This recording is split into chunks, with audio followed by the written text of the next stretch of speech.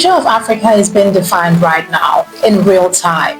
It's a continent simultaneously grappling with the deepest questions of governance and tragedy, while reaching for technological and economic greatness. From a massive oil hub stirring debate in Namibia to a rising AI superpower in Ethiopia, the stakes are immense. This is the African News Update on Top Accolade News. For headlines, Egyptian president demands investigation into alleged election fraud.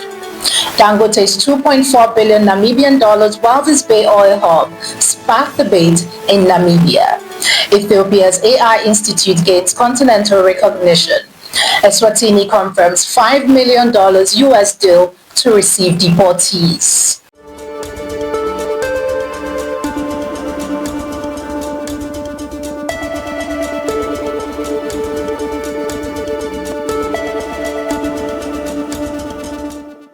We'll begin in Egypt.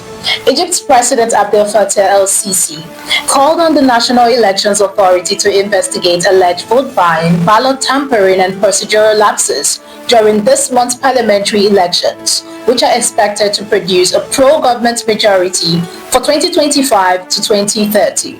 His intervention follows social media reports and candidate complaints of cash and food exchanges for vote, improperly sealed ballot boxes, and logistical mismanagement in several governorates, corroborated by monitors from the Arab Organization for Human Rights.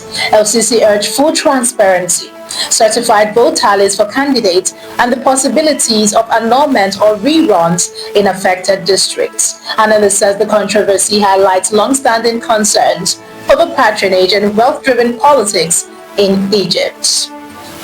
From political trust to economic ambition, Africa's market buzzing with big moves. Nigerian billionaire Aliko Dangote is investing $2.4 billion Namibian in an oil hub at Walvis Bay, Namibia, along with a 1,838-kilometer pipeline to supply fuel across southern Africa. The project promises job and regional integration, but critics warn that local trucking and service businesses must be safeguarded. This is Africa's balancing act: growth versus grassroots impact, where ambition should not steamroll local livelihoods. While Namibia plans for fuel exports, Ethiopia is sprinting into the digital future. Prime Minister Abiy Ahmed announced that the Ethiopian Artificial Intelligence Institute, AII, has become one of Africa's leading AI institutions, highlighting its patented breast cancer detection technology, crop disease diagnostic tool for coffee and other agriculture, and advanced hardware development. The institute, now housed in the former Ethiopian Broadcasting Corporation building, also leads in drone production, communication technologies, cloud computing, and multilingual AI platforms.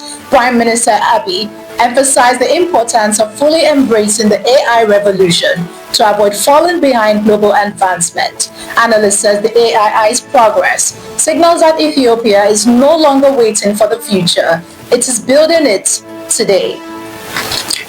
A secretive arrangement is drawing scrutiny in southern Africa. Eswatini has acknowledged receiving $5.1 million from the United States to accept dozens of deportees under a secretive third country transfer scheme, after the finance minister told Parliament the funds intended for border and migration management were quietly routed to the NDMA without prior disclosure. 15 men, some labeled by Washington as violent offenders, remain held without charge in the country's notorious Mustafa prison, while lawyers challenge the legality of their detention.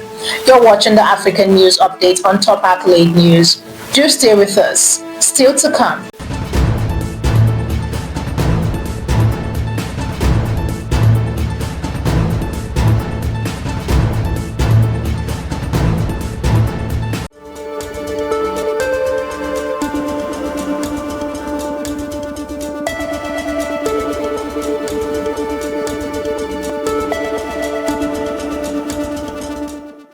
Thanks for staying with us. To the chronic complexity of conflict in the Great Lakes region, where a peace process is now facing a new potential spoiler. The AFC/M23 rebel movement has condemned Burundi's request to participate in the ongoing peace processes in eastern DR Congo, calling it a trap that would derail negotiations with Kinshasa. Burundi, which maintains several battalions in South Kivu, argues its involvement is justified due to hosting over 100,000 Congolese refugees and its role in regional security. AFC/M23 accused Burundi of exploiting Congolese chaos and warned that including external actors would turn the Doha-mediated dialogue into a political marketplace, making settlement impossible. Analysts says the dispute underscores the fragile and highly politicized nature of peace efforts in the region, where too many pawns on the board risks toppling the game before it even starts. We now turn to a story that cuts to the heart of national security and the vulnerability of the innocent, a trauma tragically familiar to Nigeria. Gunmen attacked a boarding school in Maga, Kebbi State, northwestern Nigeria, before dawn on Monday, abducting 25 schoolgirls and killing at least one staff member. The assailants, armed with sophisticated weapons, exchanged fire with guards before carrying out the raid, leaving families and communities in shock and mourning. No group has claimed responsibility, though analysts warn that such kidnappings are often used to secure ransom and build terror propaganda, between national trauma reminiscent of the 2014 Chibok abduction and over 1,500 students taken in similar incidents since. We celebrate a massive cultural milestone. Rising Nigerian music sensation Fola has officially surpassed 1 billion streams worldwide following the success of his debut album Catharsis and breakout single Alone, cementing his status as one of the fastest rising talents in Afrobeat and R&B since 2024.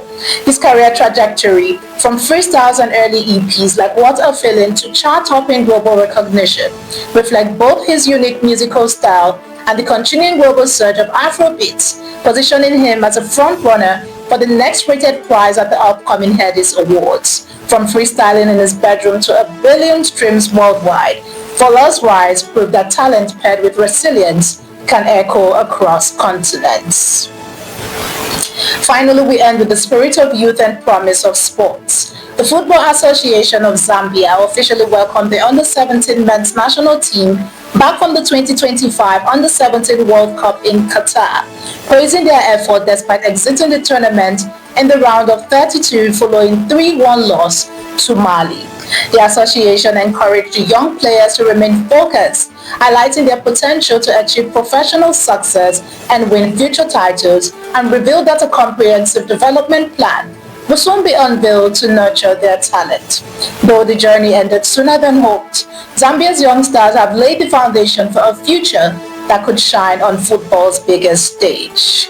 Today we've seen the continent navigate stolen childhoods and economic ambition, political crisis and technological breakthrough.